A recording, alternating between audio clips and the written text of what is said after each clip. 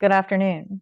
I'm Dr. Kallie Byrd Guimond. I am the founder of AcuCongress, and I've been holding Acupuncture on the Hill for the last 5 years with various groups. And we just got to go back for the first time after a 2-year hiatus due to COVID. And it was wildly successful and almost a different environment than we've had in the past. What we noticed this time around is while most people had heard of acupuncture, 90% of those who came through the room had never had acupuncture. And we do realize that as we're trying to move federal legislation, that the most important thing that we can do is to make sure that they have that experience, because while they may know all of the efficacy studies and they may know everything about acupuncture that they've been told, they will never forget how we make them feel. And so it's important to us that they are understanding what the difference is between acupuncture performed by licensed acupuncturists or the state equivalent. An example of that is going to be Florida has their licensing for acupuncture physicians. It's exactly the same. And we'll get into those types of requirements and qualifications momentarily. So I want to start with qualifications. You must be a dues-paying member of any state or national advocacy organization. And the reason is we're trying to create unity in this industry. And so we want you to be able to go through this training, be a part of this program, but also be able to turn around and recruit others to be a part of this, or build out your own state association lobby days. Ultimately, we would like to be holding one day where Acupuncture on the Hill is happening and other state organizations are holding their lobby days on the same day, and live stream that to the acupuncture community so that they understand what we're doing. We would like to live stream the event and show that coordinated effort to our industry, and hopefully build as much unity around federal advocacy as we possibly can. You must hold an active and clear license in your own state. It does not require that you be a DC licensee. In any federal building, anywhere on the globe, as long as you hold your state license, then you can actually work in a federal building. You must have been in practice for a minimum of 5 years and currently be in practice. And so it's not that I don't recognize the talent in people who haven't been in practice for 5 years, but this is a federal guideline that I must adhere to in order to make sure that that they feel comfortable in letting these demonstrations happen. So if you haven't been in practice for 5 years and you still want to take part, there are other roles that you can play, and we are absolutely encouraging students to take part in this. So please inquire if you are interested, whether you've been in practice for 5 years or not. You must carry your own malpractice insurance. You must be willing to cover your own travel and accommodations to Washington, D.C. AcuCongress does not make a dime. I have been training people for the last year and a half for free. If that changes, we will certainly expand these so that we can cover those types of costs for people. But right now, that's just not a possibility. So we do encourage people to live close, especially now with gas prices being what they are and airline tickets being what they are. We just want to make sure that you can get there without breaking the bank.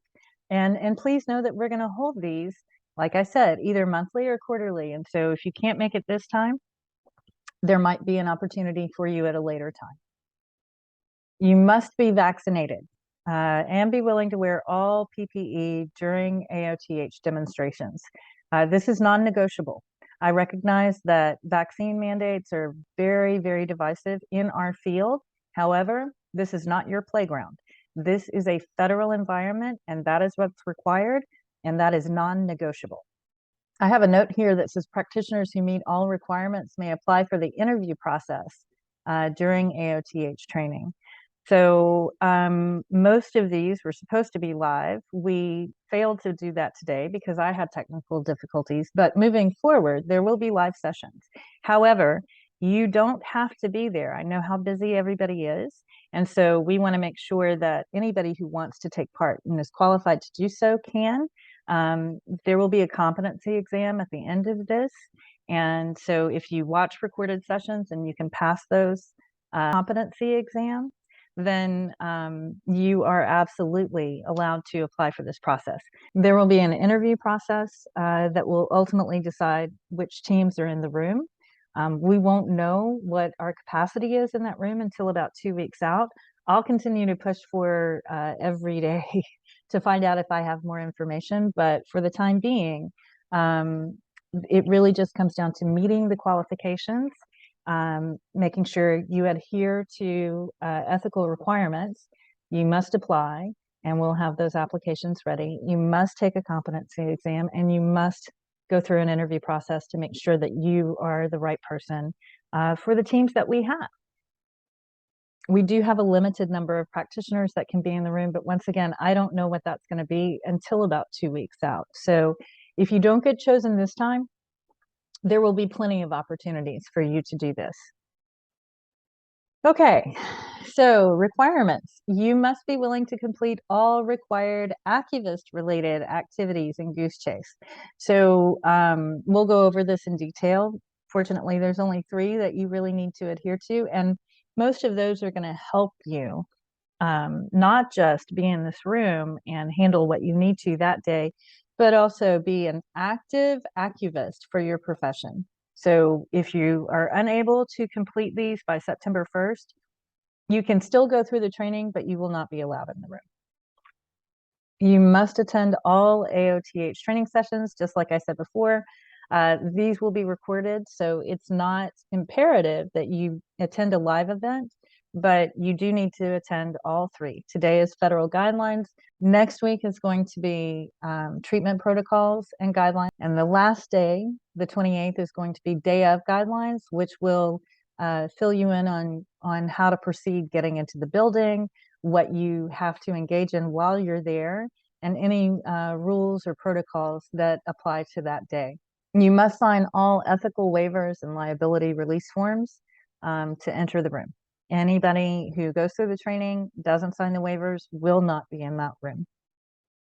You are responsible for your own behavior that day, and anyone who blows past the protocols and the guidelines that we have in place will be removed from the room too. You must be able to work as a team member, and you have to be able to take direction. Compliance in this room is non-negotiable. I know that all of you are amazing practitioners in your own right. However, this is not your clinic, and you're not creating a clinical relationship with these people. And so you must adhere to everything that we put in place moving forward in order to be in that room. Anyone who doesn't will be removed from the room immediately. Okay, so what are the Goose Chase Accuvist related requirements? Just remember that you're representing your industry, and you also have to engage in grassroots lobbying to take part in Acupuncture on the Hill. This is imperative and, again, non-negotiable. So what we talk about first is the modern federal legislative pitch. I call it, what's your tagline? So there was a time when we talked about an elevator pitch. However, it would be the fastest elevator on the planet, and there would be 15 other people in the room trying to do exactly the same thing. So we want to help you create your tagline, create your federal pitch. That includes just taking a video of what that pitch is and submitting it through Goose Chase. There is congressional outreach. We want to see you engaged with your legislative representatives. And so we're going to be looking for at least one upload of your engagement, either initial or repetitive action coming from you as you are a constant and consistent constituent. And then we will set up a virtual call for you. That does not have to happen by September 1st. We can certainly schedule the call for a later date. But at least we know that you're engaged in that process. Okay, just like I said before, you need to attend all training sessions. They are every Sunday in August at 1 p.m.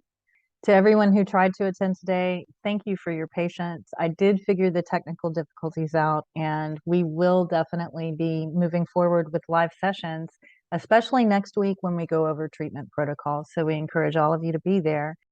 While it says there will be a competency quiz at the end of all training sessions, we've decided that that's going to be a combination of this session and next week's session that have to do with treatment protocols. People do have to pass that competency exam in order to move forward for the final session, which is day of guidelines. You don't have to attend each session in person. There will be a recording of all of these, and it does count as attendance if you want to apply and take the quizzes. Again, this is your training schedule. It's Sundays in August. Today is federal guidelines, and we're going to go over those in detail. Next week is the most important one. That's treatment protocols. And then we will issue a competency exam. And after that, if you're still interested and you still want to move forward, we'll do August 28th session of team building and day of service guidelines. All right, ethical waivers and liability forms. Again, you must carry your own malpractice insurance. You are responsible for following all ethical guidelines and treatment protocols in the room. And anyone who doesn't sign the waivers or act accordingly to guidelines will be removed from the room. So guidelines and protocols are in place for your protection, the protection of congressional staff members, and the protection of Acupuncture on the Hill coordinators. No matter how good a clinical practitioner you are, you must adhere to the rules of engagement. Ultimately, the only person who gets in trouble if anything happens is me. And so I want to make sure that everyone is protected moving forward. So as long as you can adhere to guidelines and protocols that are in place, you can definitely be in that room. Acupuncture on the Hill teams will be announced on Monday, August 29th, 2022. We'll have more information on that after we get through the second session, which is the 21st on treatment protocols. All right, safety and ethics come first, always. And we're going to go over these in detail. But at the end of the day, once again, proper protocols will be followed or you will be asked to leave. Every single time I've held this event, there have been practitioners who blow through all of my safety protocols, and ultimately something bad can happen. And that's included things like potential fainting. We do not do body points at all. We try to avoid points that are going to be super moving because these people are taking a half hour out of their day, may not have ever had acupuncture before, and they have a rigorous pace on the hill too. They are wrangling their bosses. They are going in between different buildings. They are on their feet, and they have to be there usually for very long hours during the day. So we may not know if they've eaten, even though we can give them recommendations for what they should do before they come to these acupuncture demonstrations. We want to account for anything that could possibly happen. And so safety is the most important issue. This is an acupuncture demonstration. You are not creating a clinical relationship. And I need to be very clear on this. We are performing demonstrations. Most of your state statutes, you don't get to create a patient relationship and then abandon it. And so we have to adhere to that. We are asking you to come into the room and act as a team, providing a demonstration that is safe and effective and simple, and will help us achieve our goal, which is passing legislation related to acupuncture. We are asking people to recognize the difference between services performed by others who may have acupuncture in scope and those who have taken the time to train extensively in order to be licensed as an acupuncturist. And so it is important that people be able to engage in both tongue and pulse diagnosis and a little bit of the interview process. We will have intakes for you to look at, but in the 30 minutes there, we want to make sure that they have the essence of an experience with a licensed acupuncturist. All right, no business cards, no exceptions. You cannot offer anything to congressional staff that the public would not receive. So no free follow-up services, no herbs, no gifts whatsoever. I often don't even let name tags in the room because if anything goes awry, it's your liability along with mine at the end of the day. We are here serving our industry, not expanding our networks. And so I'm absolutely adamant about this. No business cards, no exceptions. I think this goes without saying, no recording devices allowed. So though this is only a demonstration, we adhere to HIPAA guidelines and protect the privacy of those in the room. We do have congressional staff sign waivers for being photographed while they're in there, but you as a practitioner will never know who that is, and they're for our purposes only, not for yours. No phones, no cameras, no recording at all. This goes hand in hand with that. No posting of individual treatments on social media. I think you all know that. So you can post about the experience, and you can even post pictures of that process throughout the day, but you cannot, under any circumstances, post pictures of individual treatments, nor can you share any details about individual treatments. I recognize that most of you would never do that anyway, but it needed to be said. We love working with students at AcuCongress. You are our future. So if you are in clinic currently, you would qualify to oversee these treatments, making sure that we don't have any practitioners engaged in treatments that might actually be against protocols. And then if you are in any stage of your education currently, as long as you are in acupuncture school at any level, you can still take part in this process. I have lots of positions, regardless of where you are in school, that you can take part in, from registration to escorting people back to the room. If you are interested at all, please come our way. Now, we do want to encourage people once again to remember we're not paying for travel or accommodations. So it's primarily designed best for people who are local. And yet, if you want to be involved, and you can afford it, please come join us. Okay, so that's it for today. We tried to make this quick. Reach out to me at kalliebyrd@sustainableinfluence.org. I've also created a Gmail account specifically for Acupuncture on the Hill, so you can reach out at acucongress@gmail.com. You can text me at 202-553-7859. Please identify yourself in the text. You wouldn't believe the number of people who reach out to me and then they never tell me who they are. So let's avoid that. You can ping me in Basecamp. That's the best way. I am always working in Basecamp. You can also ping Dr. Blake Langley. He is my right-hand man at AcuCongress, and Dr. Rhonda Sapp, who is the Acupuncture on the Hill clinical coordinator for the day of. So let me know if you have any questions, and I can't wait to work with all of you. Have a wonderful rest of your week.